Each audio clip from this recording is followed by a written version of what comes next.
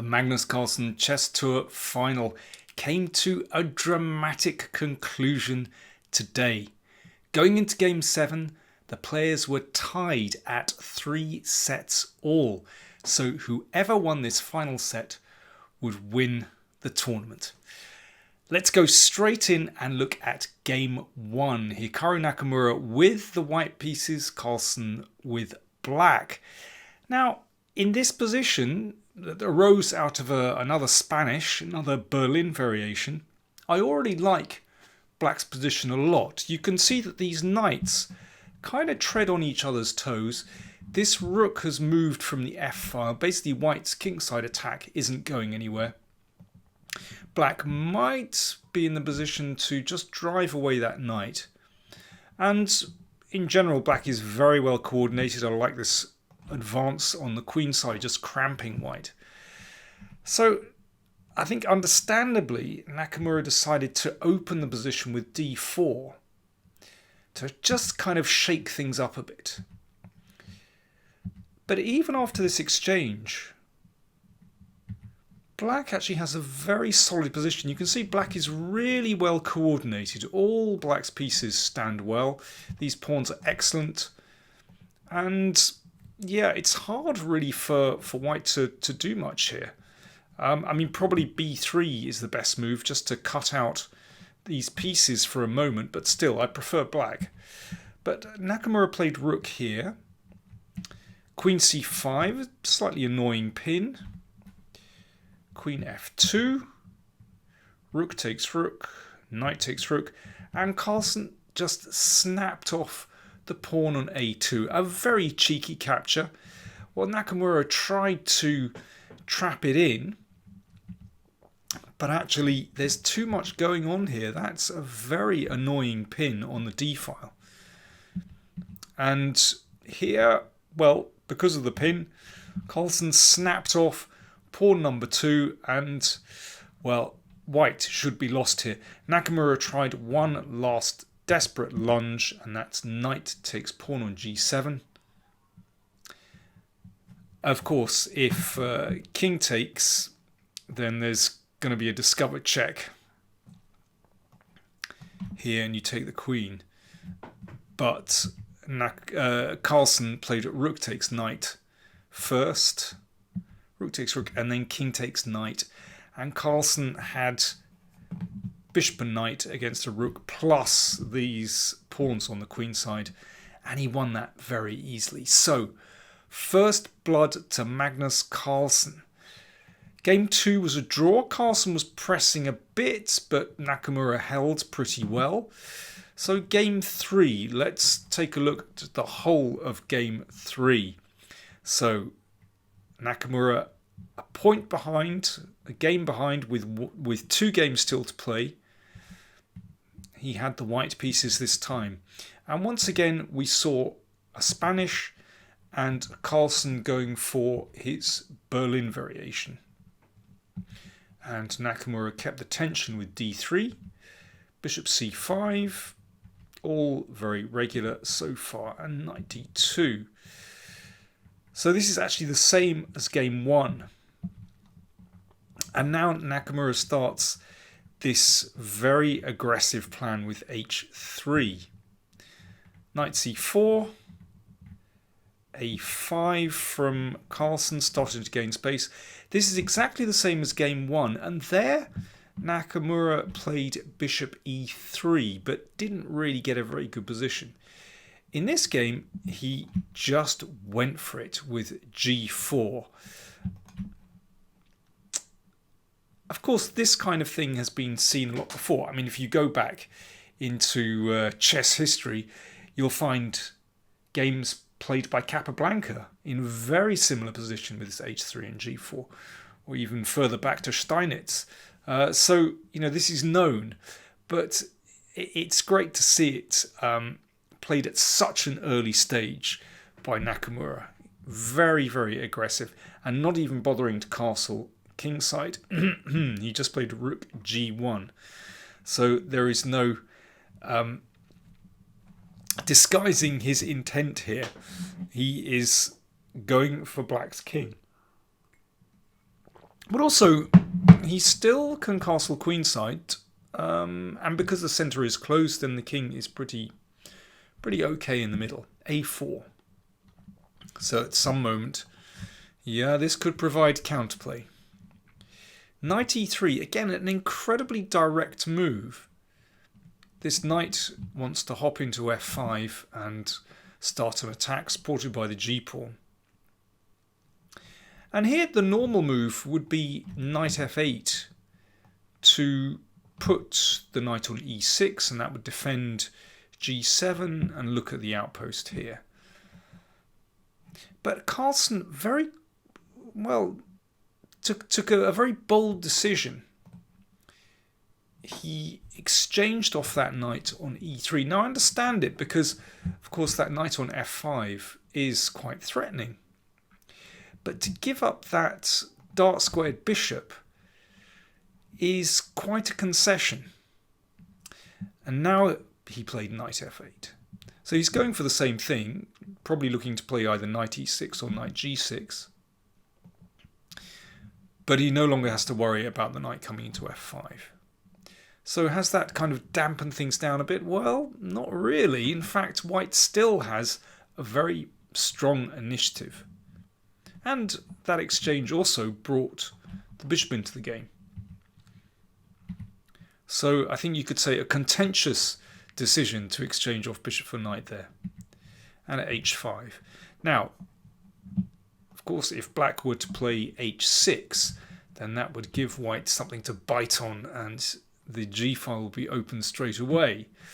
So Carlsen has to always worry about this pawn coming to h6 to weaken those dark squares.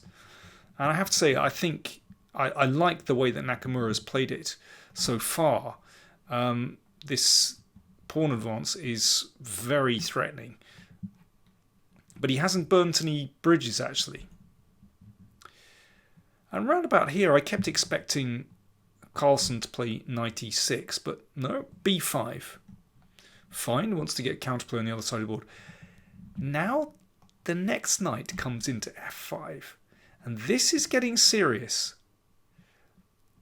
Again, I was anticipating knight e6 here. But there's no doubt that in a position like this, this is very uncomfortable for black. Because those dark squares around the king are weakened. You could play this, give up a pawn, and then try and get in on the h-file. And, possibly the king might... Well, you could go queenside. It might actually sit very well on e2. But, well, white doesn't have to make a decision yet. Anyway, it's extremely dangerous for black. Carlsen played queen c6, knight f5, and instead of going for knight e6, he sought to get counterplay straight away on the queen side with c4. And I like Nakamura's next move here. So he seems to be just playing on the king side, but he played queen b4, and this just picks off a really nice square for the queen and controls this important diagonal. And, well, it kind of pinpoints the problem with exchanging off that dark squared bishop. The dark squares are very weak, and that queen takes control of some really key squares and looking down towards the king side. It's not just these king side dark squares that are potentially weak, but the queen stands beautifully on b4 here. Well, already there's potential to play knight e7 check, supported by the queen. a3, probably not advisable to do it yet, because that would be on. But b3, and that also prevents rook a4. So Carlsen desperate for counterplay now. Of course, if he ever exchanges here, then g takes will open the g file, and already looks, well, very unpleasant for black. Queen c2, so Carlsen is looking for counterplay. And h6 comes. And it's not easy to see how to defend against this. If knight e6, then you can just take here. Now, black does have the option to take here, but still, the king is looking very open. It's not as though this is going to sit there forever. It's possible to actually open things up with knight h6. It's unpleasant for black. h6 just played. Carlsen played g6. And now a nice little shuffle. Rook c1. Now, watch what happens if queen takes a2. Then knight e7 check. And if rook takes, queen takes, and here, and queen takes. So you can see, again, those dark squares, very weak. Or after knight e7 check, if king h8, bishop g5 threatens, bishop f6 mate. Now the knight covers this square, but now queen c5. Now that's a brutal move, really brutal move. Obviously the queen can't be taken because of bishop f6 mate. The queen threatens to take here, and if f6, then that queen just steps in beautifully. And if rook takes knight, queen takes rook, I mean that queen is doing a fantastic job. This has to be winning for white. And don't forget this rook potentially coming in here as well. Crushing. So after rook c1, black is in trouble. Queen takes d3. And once again, actually knight e7 is still very strong. But rook d1 played. Queen c2. Yeah, knight e7 has got to be the right move. But Nakamura played knight g7 instead. Just attacking the rook. It's another way to do it, and this is also very strong. Basically, that rook is trapped. That's what Hikaru spied. You can see the rook cannot move to the d file. It can't move there because of the queen. Can't move there because of the knight. Basically, that rook is gone. And this should be a winning position for white. Actually, because that queen is in such a beautiful position. So, for example, probably the best move is bishop e6, but after this, queen takes pawn. It's still pretty bad for black. Must be losing, but that queen is so powerful. Potential to take here and go for a mating attack. And also it could be that that queen drops back and just defends against the black queen. White must be winning. Carlsen played bishop b7. Nakamura took the rook. f3. Rock solid. Just making sure that e4 is protected. Queen takes a2.